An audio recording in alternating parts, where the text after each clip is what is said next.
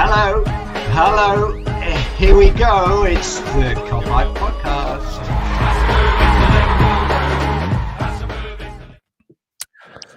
What is happening, everyone, and welcome back to another Copite Podcast and another match preview for game number 2, an early kick-off at Anfield, a fully packed Anfield against Burnley. And I can't wait to get back on that ground. But yeah, I'm Mick Matt, and I'm joined. I was meant to have the full plethora of everyone, but it's just me and Matt. How you doing, lad? I'm all right, here as ever, as always. As always. Fucking hell. Jay's going to be in the comments and I'm having a go at you.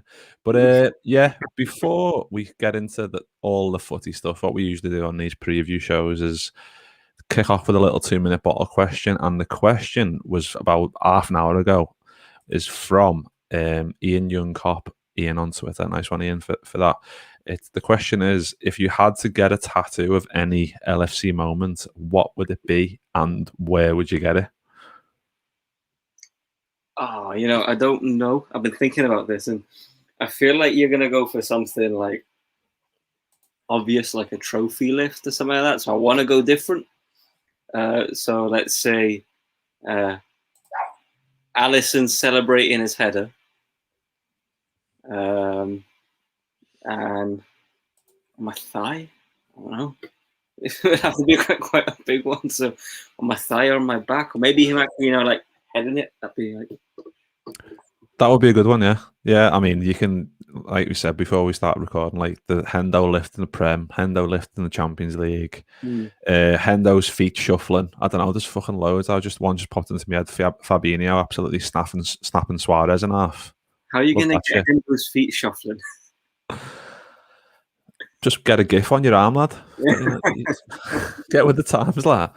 No, I don't know. Picture of Hendo's feet would be a bit mad, wouldn't it, to be fair?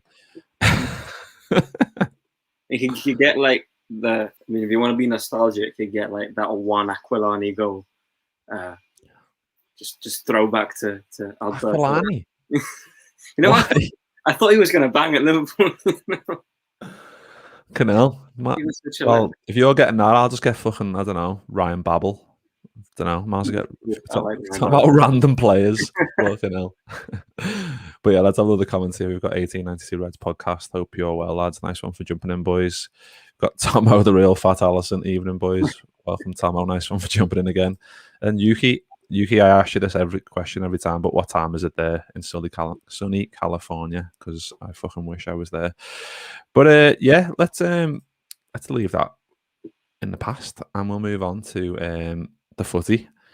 So, I mean, how nice is it going to be to see like a fully packed Anfield? It's just going to be a goosebump moment. Obviously, I'm very lucky to be going. I honestly, it's just going to be one of like a proper spectacle, isn't it? Tomorrow, I think it's just going to be. Obviously, Burnley ended our 68-game unbeaten run. Fans back at Anfield again. Obviously, we had a taste of it last week against Norwich, and it was a great atmosphere, albeit being away from home. But I think I've just got a feeling tomorrow is just going to be very special, isn't it? Yeah, I mean, it's going to be nicer for you because you get to go, and you're very lucky. Good shout that by Tomo, the real fat Allison, by the way, for the QR code tattoo. Oh, mate, that's the winner. That's got to be the winner. Yeah. But it's going to be sweet, and the fact that it's the first packed Anfield for a couple, almost over a year at least, and it's against the team that took the record from us. It couldn't be more perfect. It's sort of written in the stars for us to go and batter them and tell show the world that it was just a fluke. Show them that a full Anfield is like having 2-3 extra players on the pitch, let alone the 12th man. So. I mean, it's going to be nice to actually turn on, Sky Sports and hear "You'll Never Walk Alone" as opposed to that awful crowd noise. That's going to be nice. Yeah, I mean, we obviously had a taste of it last year with like 10k in the ground and whatever, and even that felt like a lot. I mean, obviously the friendlies we've had recently, that was nice as well. So I think that's going to be times that by 10 for tomorrow, which is obviously can't wait for it. Yuki's just popped in 11 a.m. in Southern California. Thank God it's Friday. Well, I've helped myself to a little G&T. I think last time I had like a proper fucking balloon glass and I got absolutely tethered in the comments. So I didn't make that mistake again. Went for the good old fashioned fucking standard pub glass. We've got Yash in the comments as well. Good evening, Reds. Nice one, Yash, for jumping in.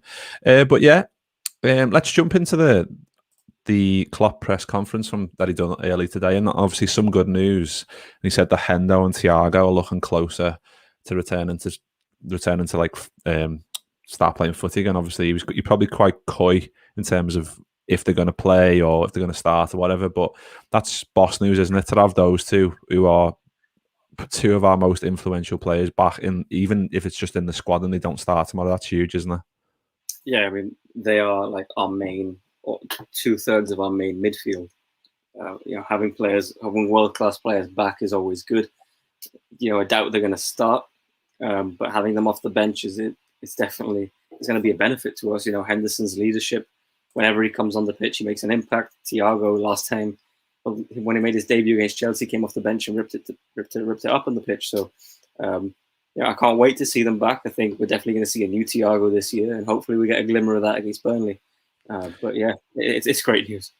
Yeah, and Thomas just put there, we owe Burnley for what they did to us in January. Yeah, fully behind that. And I think usually, like, historically, half-12 kickoffs aren't quite the same atmosphere-wise as like a 3 o'clock or a 5 o'clock or a late kickoff or whatever else, just because it's so early. But I just think tomorrow is just going to be, I just fucking can't wait. But speaking of Thiago, I think we're going to have to retire my Thiago camp, because that picture was just, Jay was just bombarding it last year, weren't he? So I think we'll have to get a brand new one, maybe, where I'm just, I don't know, stroking Thiago's head or something. I don't know. Fucking Ian, who provided the opening question, nice one, Ian, for that. He's just put, do you think people were overly critical of Tsimikas last week? What do you reckon? Yeah, I think so. It's his first Premier League start. I think he only had like 9 minutes of Premier League football last time. He was good in pre-season, but Premier League's a different level of intensity. And he was quality going forward. He's better going forward than he is defending. I mean, I think that's pretty obvious, but he's not bad. He had that shaky moment that got him the slap around the head by Milner when he doubled in the box. And I think that sort of clouded people's perception of his performance. It was a very obvious mistake. It was a very big mistake that could have cost us. No pun intended. Cost us. I like that, You should be working in like journalism or something, But I think he performed quite well, all things considered. He kept a clean sheet. He was bossed down that left wing. The left wing. So for a debut, he did all right, and I'm sure he's only going to get better. Yeah, I think he had a lot of injuries. He had COVID, so I think last year, especially no fans in, it's probably not a good barometer to judge any player. I think because it's not real footy. Like, we've seen what real footy is, and it was last week where fans in the stadium, and just like, you want to watch those games, even when it's whatever game, when fans in the stadium, it's just all the more enjoyable. And I think when it's your team as well, especially tomorrow, it's gonna be boss. But speaking of left backs, Ian's just provided the perfect segue there. James Pearce tweeted about an hour ago about Andy Robertson. Don't know if you've seen it, saying that he's now back in training, and it may be too soon for him for tomorrow, which probably is, but it looks like that he'll be back for Chelsea next week. I think that's fucking massive news, isn't it? The fact that when you saw that injury that happened, I was literally fearing that he's broken his ankle, he's broke his leg, he's done something like whatever the worst type of ligament damage. I thought he'd probably done that, and the fact that he's back in training already and he could be back next Saturday is mad, isn't it? He's an absolute machine. Yeah, I mean, he's a beast. I mean, I was more worried about his reaction and the fact that he stayed down more than anything, because Robertson doesn't really stay down.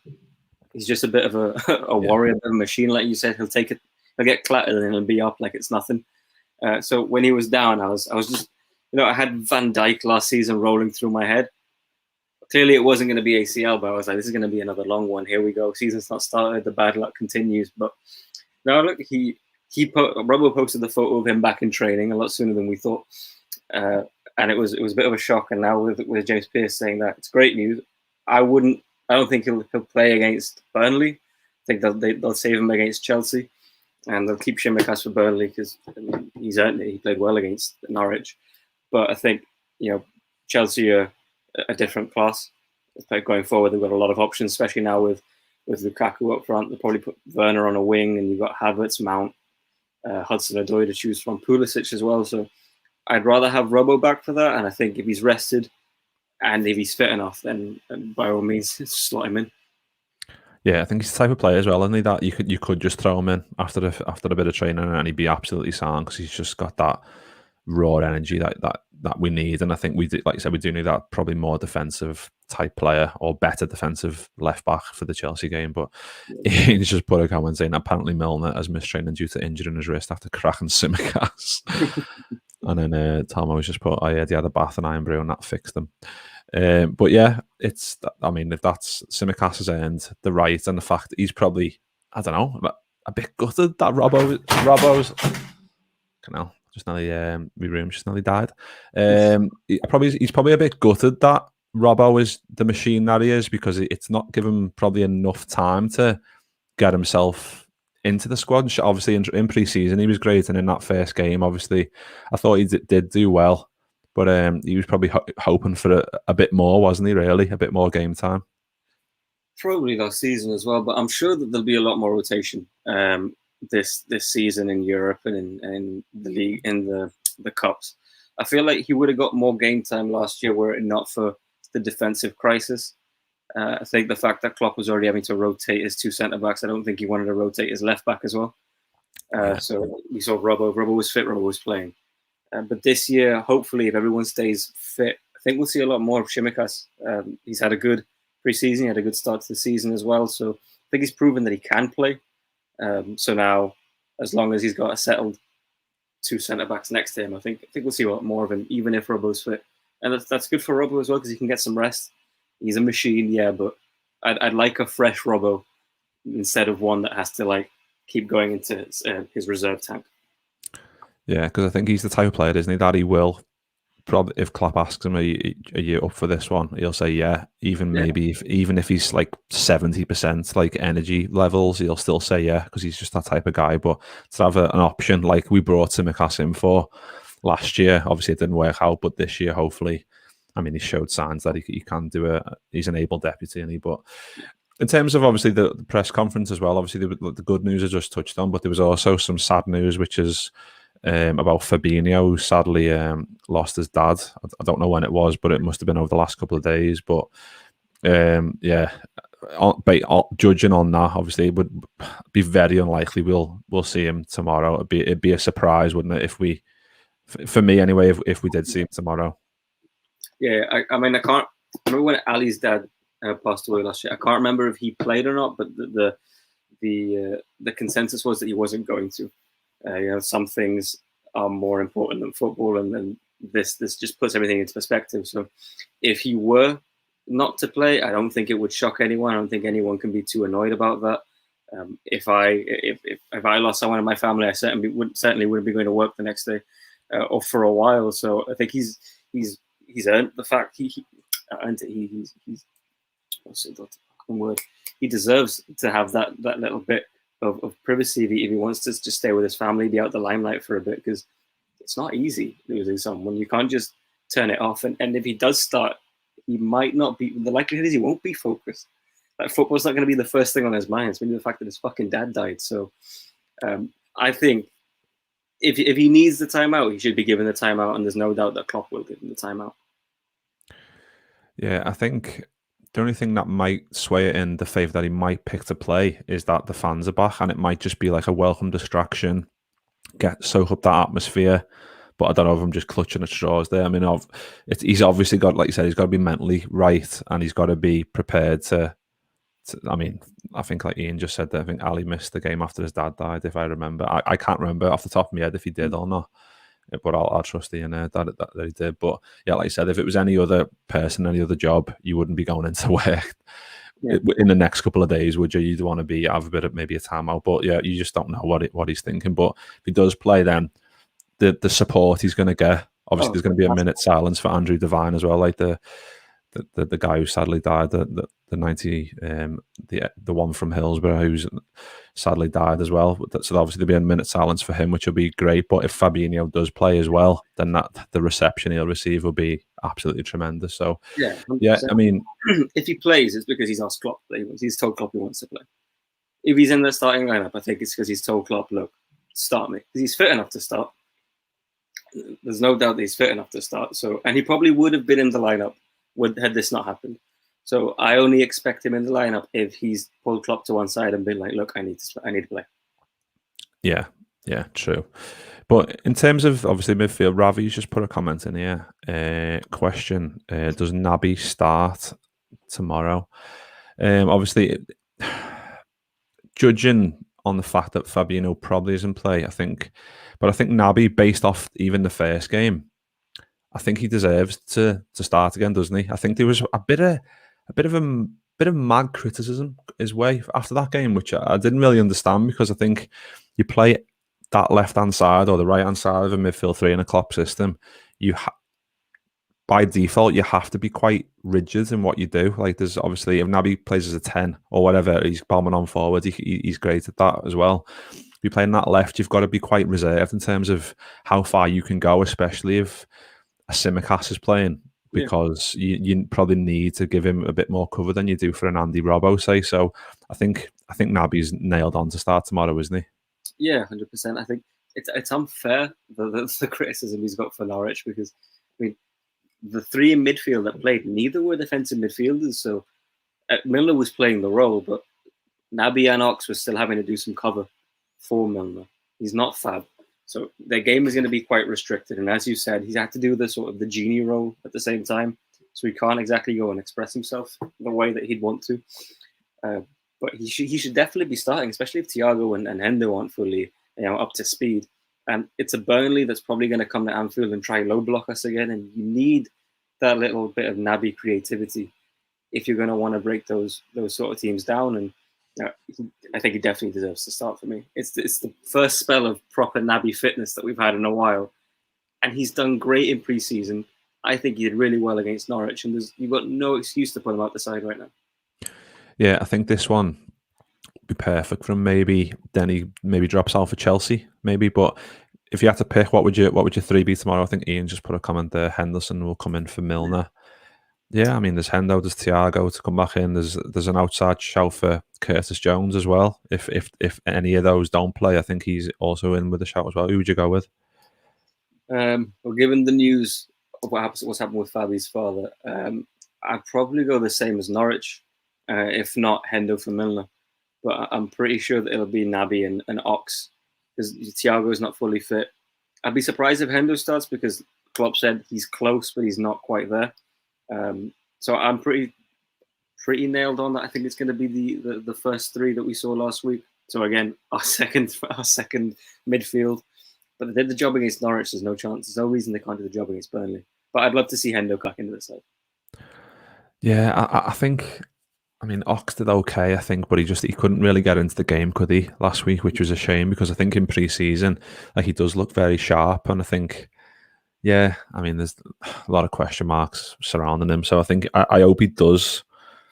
I hope he does play tomorrow, and I hope he does put in a performance where he can basically shut up the people from the previous week who didn't really think that it was a good performance. I mean, it wasn't the best performance, if you're being honest. So I think hopefully he can turn up tomorrow, and obviously with fans in the stadium, hopefully that'll give him a little boost as well. But I think it's more circumstances than he's earned it with Ox. I think if you've got a fully fit and sharp Hendo and Thiago, then I'm going Henderson, Thiago, and Naby. But because we're not quite sure on the rest of them, I think you don't take the risk with Chelsea coming up. Maybe Thiago gets a few minutes, but I wouldn't expect him to start. But with the full Anfield, I'd be surprised if any of our lads had a bad game tomorrow. Yeah, it's just going to be one of them where you could put anyone in there. You could throw Shaq in from the cold, and he'd be like fucking Pele. Like, it's just like, that's what the Anfield crowd does to you. It just gives everyone like an extra 50%, which is that's why it's so valuable, and that's why we've been craving for this moment to come back around. But Yash has just put a comment in here, which we'll pick up now. We might as well, because he should put 35 for 40 minutes for Elliott tomorrow. And that Ivan Jennings on Twitter asked me, well, he sent me a tweet about an hour ago saying, when do you think we will see Harvey Elliott start a league game? That's a bit of a tough question, isn't it? Because I think I mean, he's got an outside chance of probably coming off the bench tomorrow. I mean, I can't see a point where he does start. That doesn't mean that I don't think he should, because he is that good, and I think we will see it eventually, because he's still an absolute baby, isn't he? But the quality that he's got, he's going to be a big part of this Liverpool team and squad for a long, long time. So I don't know when you throw Harvey Elliott. I think on the periphery for now, give him little bits of minutes, and I think like Yashez maybe. If we're in a really good position tomorrow, I think like we did against Norwich, as soon as we got the third, I think Harvey Elliott came on. So I think that was kind of, if we're in a good position again tomorrow, then by all means give Harvey Elliott 30 minutes. I feel like we will definitely see Elliott tomorrow, and it's weird. I think we'll either be cruising when we see him, or we'll need a spark, because he can provide that spark. He's sort of, you don't know what you're going to get in a good way, from Harvey Elliott. He gets the ball, and then you're trying to figure out what he's going to do. The opposition's trying to figure out what he's going to do, but he knows that he's going to turn his marker inside out.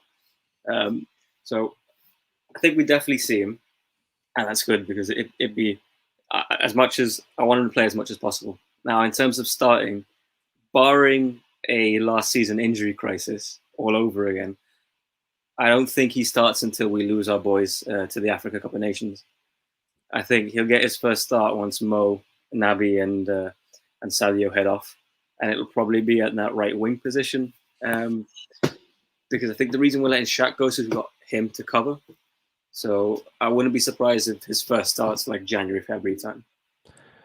Yeah, I mean, it's all dependent on him as well, isn't it? If he comes in and does so well in training, I think Klopp's proven in the past that if you do so well in training, you get a benefit from that, and he throws you in because he thinks, well, you've been amazing in training. And I mean, he's done it a couple of times in the year we won the league, where he'd throw Adam Lallana in. I mean, that's probably not quite the same, because Lallana is quite obviously very experienced player at the time, and he was quite a valuable member. But I think if he just keeps his head down, obviously he's a boy at Red, so he's not going to be unhappy with playing on the periphery for us. So yeah, I obviously can't wait to see what he's going to do. But let's move on to forwards. Then obviously Harvey Elliott, you just said, like, might play as a right hand side in the future of a three. Yeah, Bobby and Fabinho were on the bench last week and got 30 minutes each. But the only question up front is, do you think that Jota retains his place, or do you reckon we see Bobby come in for this one? And I'm not saying this because I'm his biggest fan, but I think for a team like Burnley, for a low block side where there's not going to be much space to run into behind, I think you need Bobby, to come deep, to pick up the ball, to be a bit more creative. Jota's creative, but he's more run in behind you, smash it into the back of the net. And I think we need someone just to pull their centre-backs out of position, to bring them deep, and to create that space for the wingers to run into. And no one does that better in our team than Bobby. So I'd be surprised if Bobby doesn't start this one.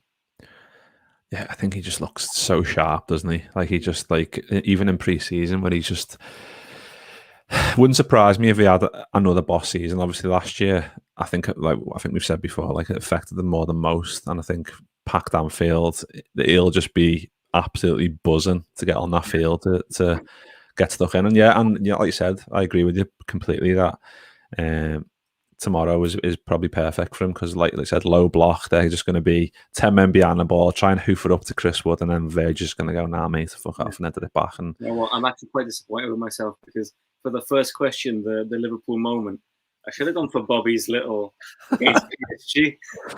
There you go, you remembered. But yeah, speaking of Bobby, the Copite podcast is sponsored by calidesigns.co.uk. He does a lot of boss Liverpool art, from Bobby's Kung Fu celebration to Gerrard's trophy lift in Istanbul. There's a boss range of products on his website at calidesigns.co.uk. So you can go over there, purchase them, and as a gift or Christmas present, birthday present, whatever you want. I've got a few prints myself. I think you might be able to see the Gerrard one just up there. I'm trying to rearrange this to get it down here. That'll happen over the next couple of weeks, don't worry. But yeah, if you use the code COPIPOD10 at checkout, you can get 10% off anything on his website. So yeah, go and have a look at that.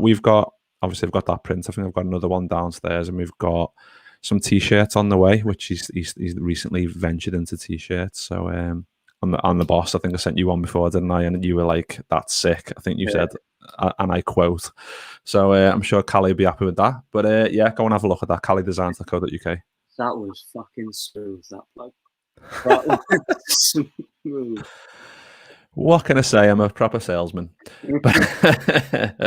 But no, it's boss stuff. He's fucking a proper sound fella. He was on the pod a few weeks ago. We had a boss chat, and yeah, just really talented. Like on Instagram and that, the stuff that he does, the work that he does on his iPad, I'm just like mesmerized by it. Just fucking, it's boss to watch. But yeah, on obviously Bobby, and we're talking about Jota, we're talking about forwards. I saw a little stat, which was all the players for Liverpool who've took the fewest amount of games to score 10 Premier League goals. And I just thought I'll put the graphic in here rather than me. I mean, I can read it out as well, but I just thought I'd throw her up just because it might be a bit more interesting to look at as a graphic.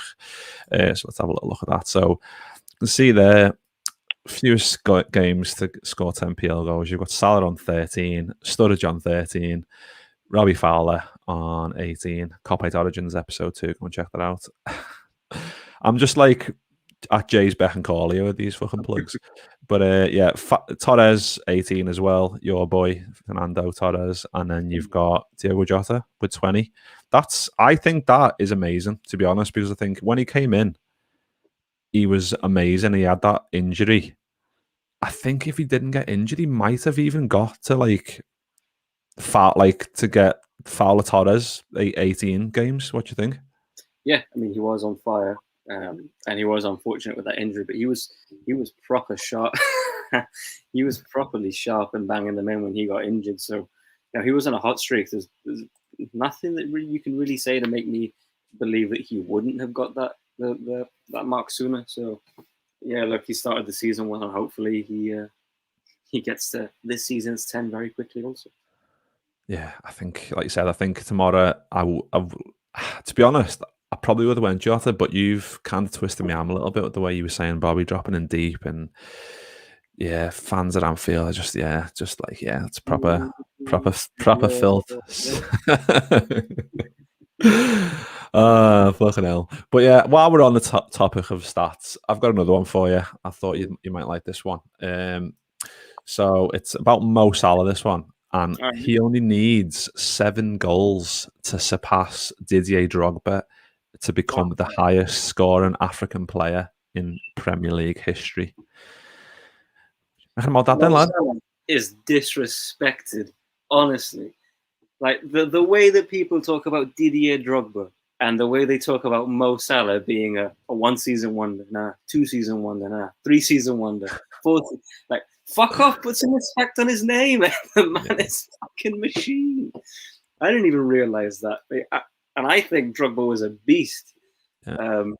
So people need to open their eyes at Salah, because I think apart from Liverpool fans, I think everyone else doubts him. And season after season, he's just banging them in for fun.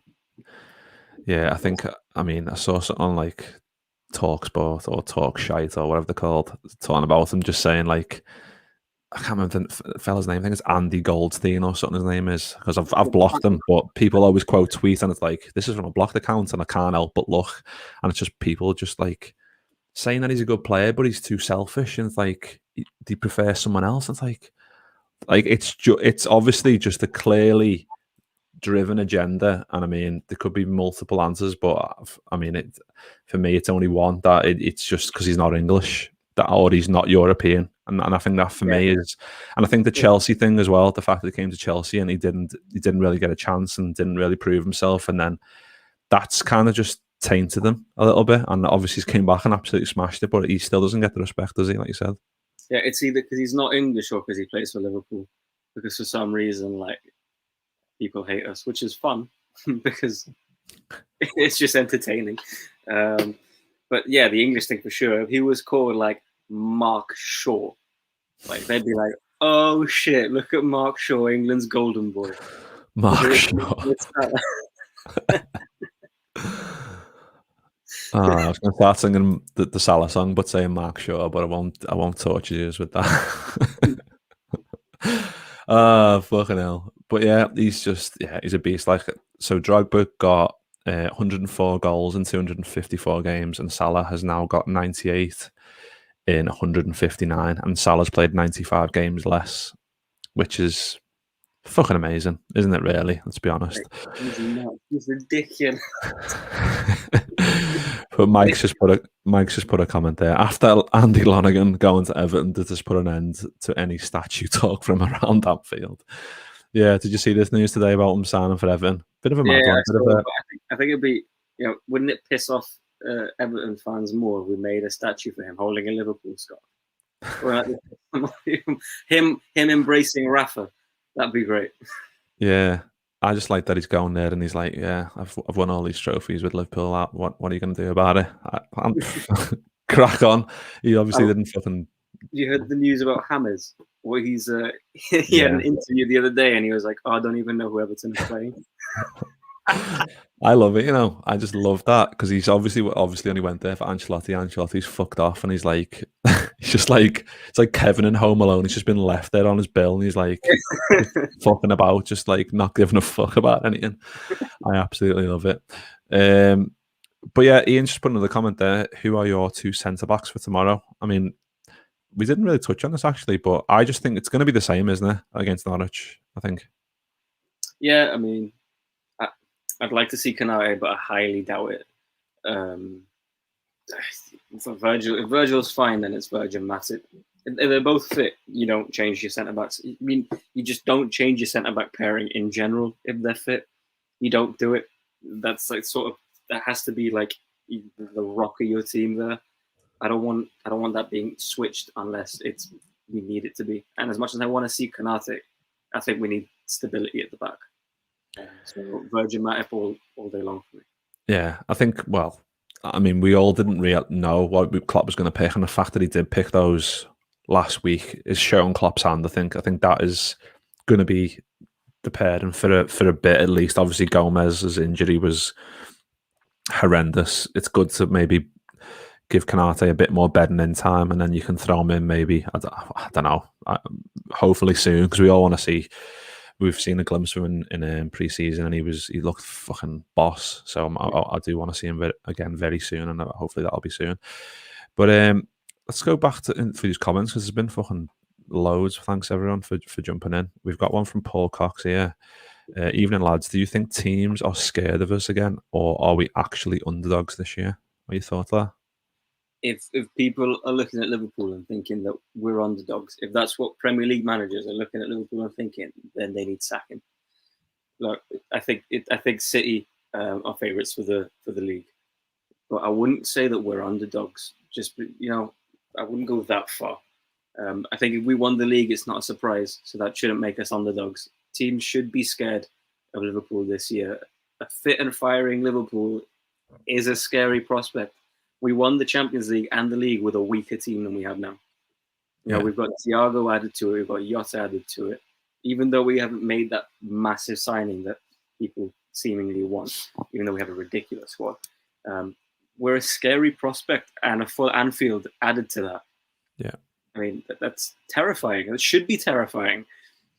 So, yeah, it's perfect storm shit, isn't it? It's literally like all of the. What was that? Sorry.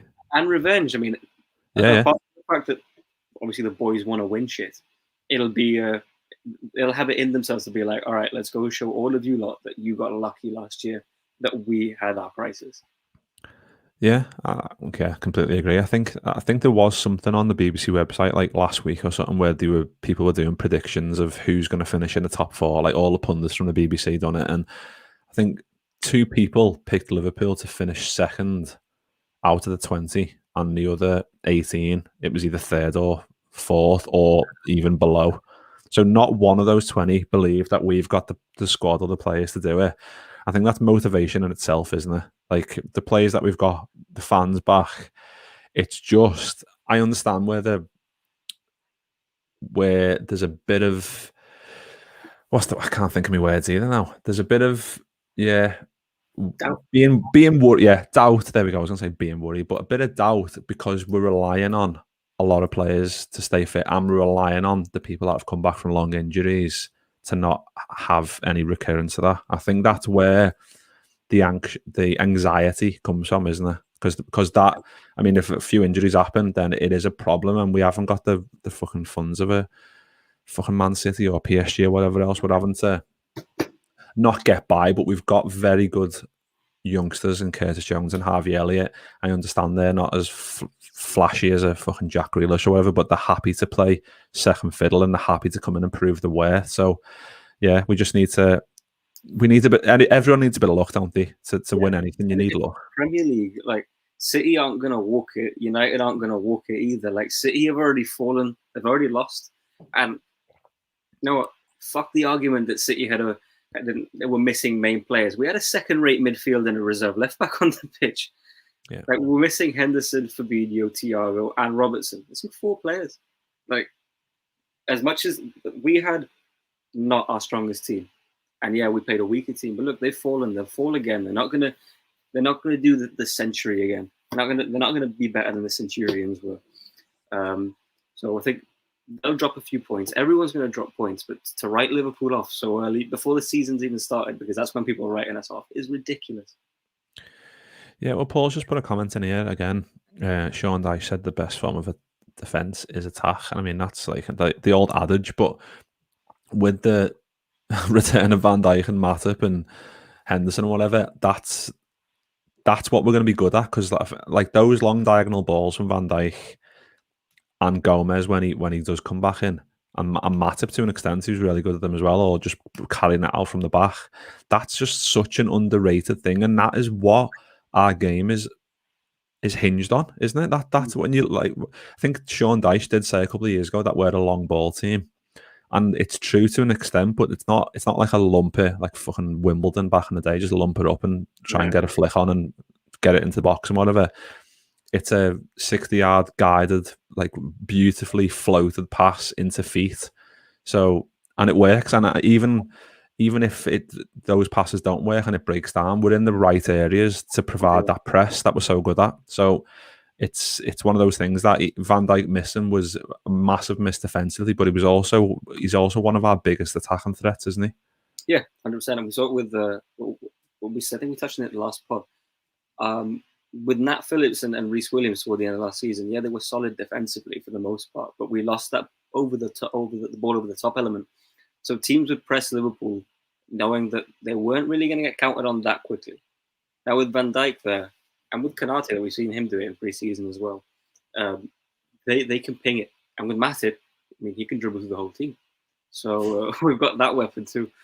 But as much as Sean Dyche says the best form of defense is attack, if he's really going to come to a packed Anfield and play open, expansive football, then he's going to get shredded. There's absolutely no chance. No fucking chance in a fucking million. I'd love him to try. Oh yeah, bring it on. I think we have that Premier League biggest win record like sealed by half time if he tries to do that. Yeah, just throw Harvey Elliott on for the second half and let him get a hat-trick as well. Fucking hell, be bossed out. But Jay's in the comments. He's just put under the radar and going in through the backdoor title challenge. I don't know if that's like a euphemism as well. I don't know if he's trying to tell us something. But yeah, I agree completely, lad. I do. Because, yeah, write us off at your peril. Like I said, the fucking BBC pundits and journalists and whatever, not one of us thinking we can do it. And just what Ian's just said here, like people are judging us on what teams around us are spending, and that's a big mistake. And I think I agree completely, because obviously spending 100 million on Jack Grealish I didn't expect them to do that. I thought, obviously, when I heard about it, I thought it'll be a good signing, but I didn't think they'd fucking blow 100 million on him. And then Pep started saying that they sold 40 million or 60 million in youngsters or something, he was saying, and it was only 40 million, which is a fucking load of shit. But yeah, I mean, you'd always do have a sideways glance. Obviously, Man United signing Varane and Sancho, obviously good signings as well. But if we focus on ourselves and just kind of, yeah, like we said, fans back in the stadium, like I know we keep saying it, but that can't be understated how big that is for us going into the season. Yeah, so let's have a look at a few more of the comments. We got Chris. Nice one, Chris, for jumping in. If City don't get Kane, they are a striker light. City still reliant on a 36-year-old DM to get them through games. Yeah, I think Fernandinho is quality in it, but he can't go on forever. And I think he's he's still got the quality, but yeah, I think if they thing is, what are your thoughts about this then with Kane? Do you think if they sign Kane, do you think they're sorted? Because I don't think so. You know, if they sign Kane and they don't win the league, I'll be shocked. I don't think it's a foregone conclusion, but I think it'll make them double favourites, if that makes sense. If they can keep him fit at least, and keep De Bruyne fit, then I think it's definitely a lot scarier than they currently are. But yeah, it's not foregone. It's football at the end of the day. Like Bayern have been like probably the strongest team in the Bundesliga, and they've been taken to the wire before. They've lost it before. So look, Barca had Messi, they lost it with Atletico. Madrid had Ronaldo and the Galacticos, and they didn't win the Liga all the time. So it makes them a lot stronger. It makes them a lot more dangerous, but it's no guarantee. It never is. Yeah, I mean, Ian's just flying in with these comments here, but he's got another one, like saying this season could be the closest Prem season in years. Anyone from 4 teams could win it. And that's why it's exciting as well, though, isn't it? Because, like we said, fans in the stadium, a lot of our rivals have strengthened.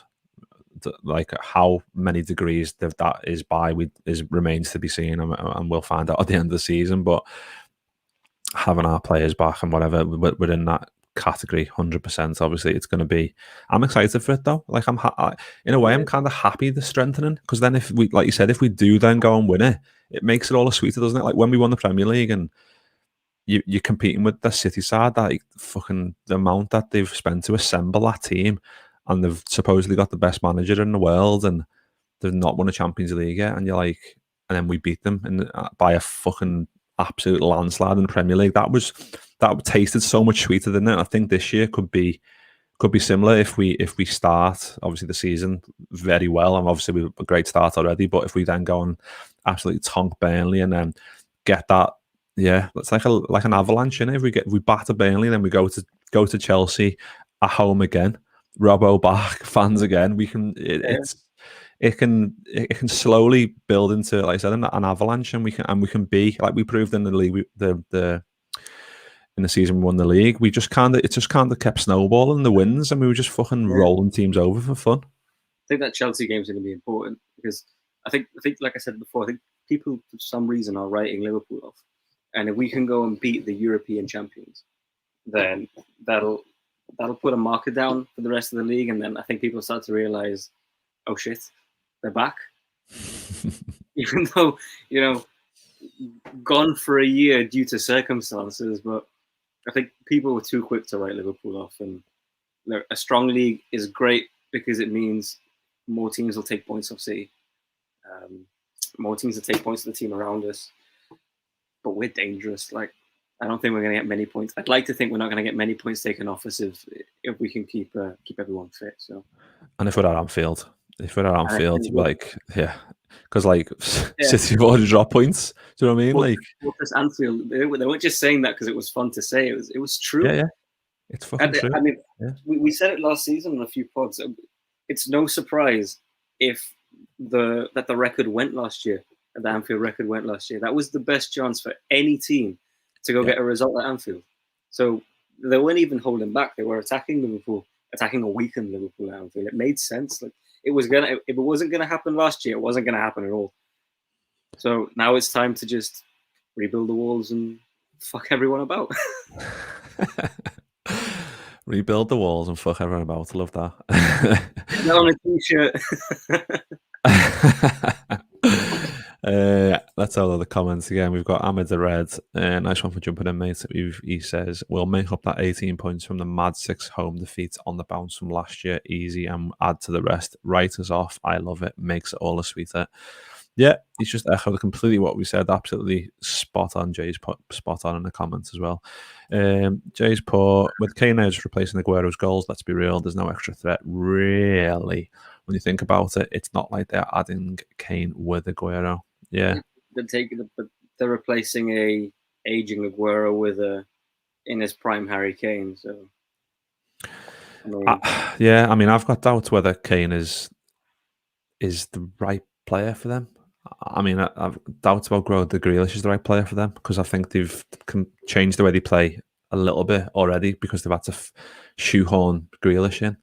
I think Kane is definitely better than them with. It's scarier than them with Jesus, and Jesus is the one that started more games than Aguero last year. So it makes them stronger. But like I said, I don't think they win the league automatically just because they get Kane. He's a Van Dijk injury away from, or they are a Van Dijk injury away from crumbling like we did. So, if they're going to spend 220 million on 2 players, but to be fair, I don't think Kane warrants the money a bit more than Grealish. But let's just see what happens because I fancy our chances anyway. Yeah, because I know, like, whenever we've played Spurs and Kane's there, and we've got Van Dijk, he doesn't get a sniff. He doesn't get a sniff because Van Dijk's just got his number completely. Because, I mean, it's the same with anyone pretty much with Van Dijk because he's just that good. Obviously, he's not going to be that level for I don't know how long it'll be till he's probably in his head thinking that he's fully there. It could be a couple of weeks, could be a month, I don't know. But Ahmed just put, anyone wants to beat us the title would need to get 100+ points. Yeah, I mean, it's mad, isn't it? That is the goal, like 100 points like that.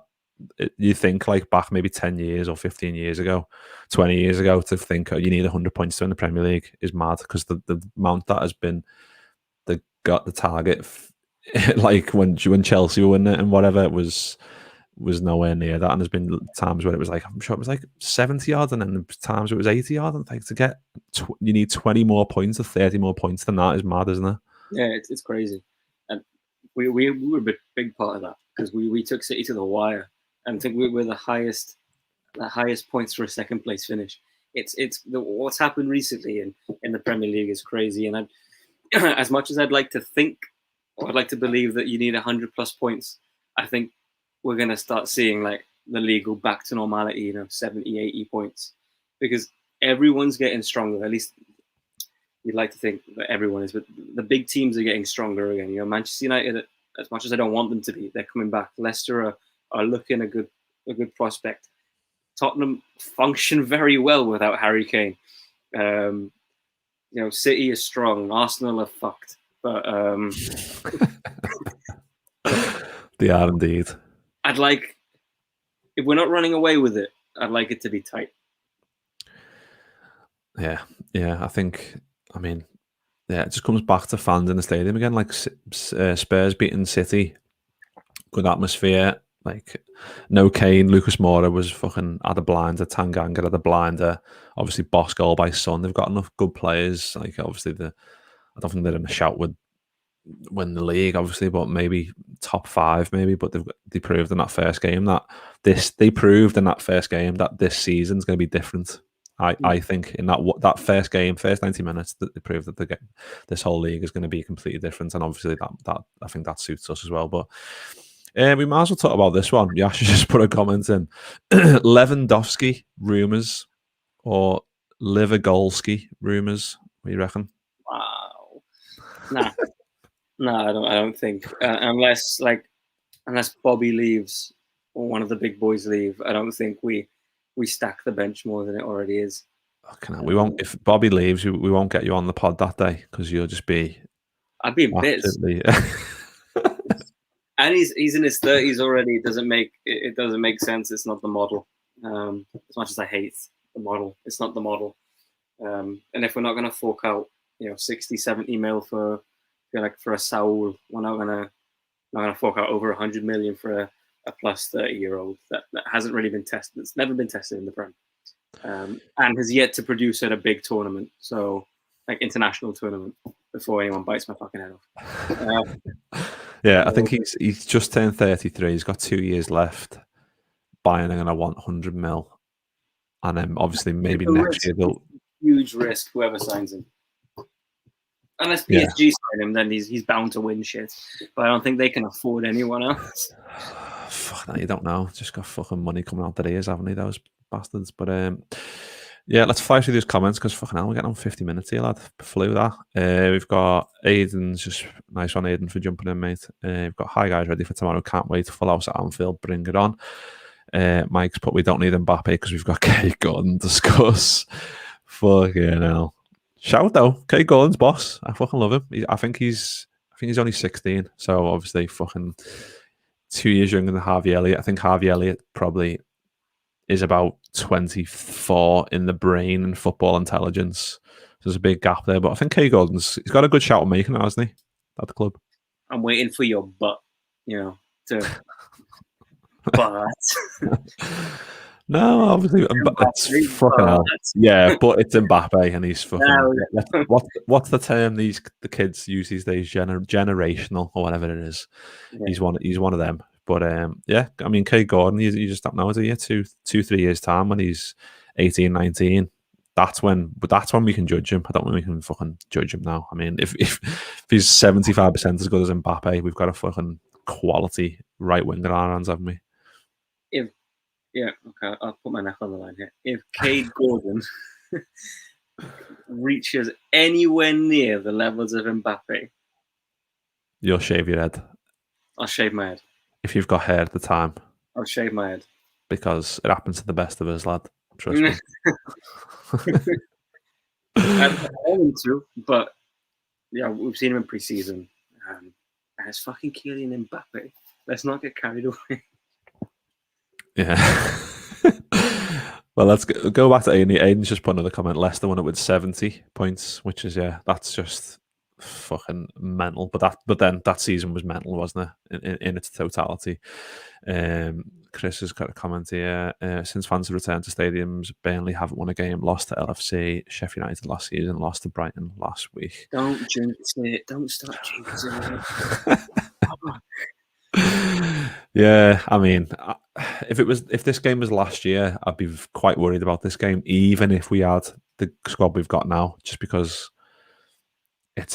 those games last year were just sometimes, obviously there was quite a few good games towards the end where we battered United and whatever, but it just got very monotonous. And I think, fans back in the stadium, that's just the actual boss injection that you need to fucking get your title track on course. But right, we're going to leave it there because there's loads more comments, and I just do want to say thanks to everyone that's jumped in there because there's been fucking loads of them, and I'm sorry if I missed any of them, but I'm starving and I need another drink, and I know Matt's about to order his pizza or whatever, but nice one to Matt anyway for jumping on, and we'll keep that Kate Gordon clip for when Kate Gordon is the best player in the world and he's got Matt's got a baldy head.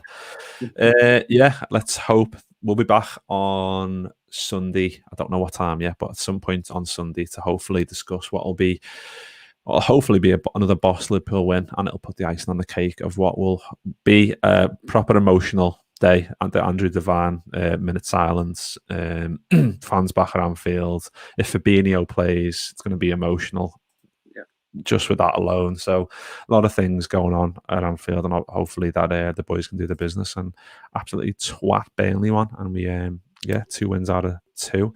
But yeah, nice one, Matt. Nice one, everyone in the comments. You've been absolute legends, and we'll be back on Sunday. See you in a bit.